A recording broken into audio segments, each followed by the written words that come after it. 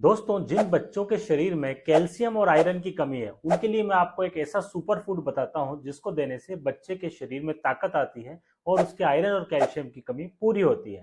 दोस्तों, रागी, जिसे हम मिलेट भी कहते हैं, यह बच्चों में बहुत अच्छा सोर्स होता है और यह बच्चों को जरूर खिलाना चाहिए, क्योंकि इसको खिलाने से बच्चों का एनर्जी लेवल भी अच्छा होता है। जो बच्चे दुबले पतले हैं, कमजोर हैं, निरुत्साहित हैं, जिनका उत्साह कम है, थके थके से रहते हैं, उन बच्चों में रागी बहुत अच्छा सुपर फूड की तरह काम करता है।